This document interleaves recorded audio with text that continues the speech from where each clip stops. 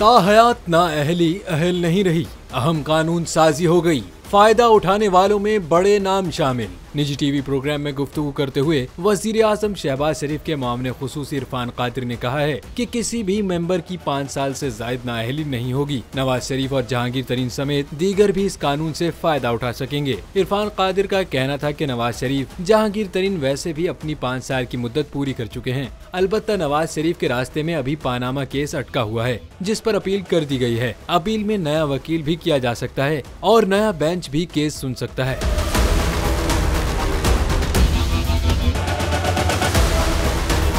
वज़ीर आज़म के मुआविन खुसूसी का कहना था कि आइन के मुताबिक असेंबली अपनी मुद्दत पूरी करने के बाद अज खुद तहलील होती है तो 60 दिन में इलेक्शन कराना होंगे, और अगर असेंबलियां तोड़ दी जाएं तो आइन के मुताबिक 90 दिन में इलेक्शन कराना होंगे। इरफान कादिर ने कहा कि अब इलेक्शन कराना और इसकी तारीख का तयन इलेक्शन कमीशन की जिम्मेदारी है, सदर पाकिस्तान की नहीं। वाज़ेह रहे कि सेनेट ने इलेक्शन कमीशन को सदर से मुशावरत किए बगैर एक तरफा इंतखाबात की तारीखों के ऐलान का इख्तियार दे दिया है। इसके अलावा मंजूर किए जाने वाले बिल के जरिए ताहयात नाअहली का बाब भी बंद कर दिया गया है।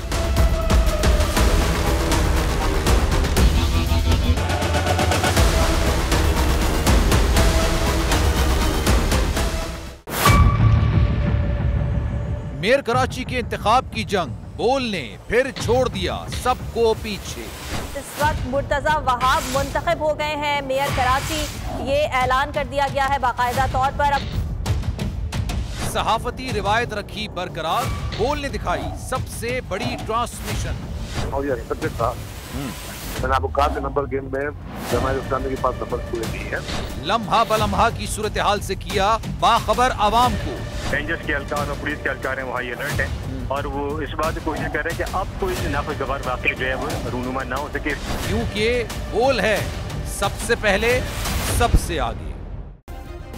सब्सक्राइब करें और बेल दबाएं ताकि कोई खबर रह न जाए।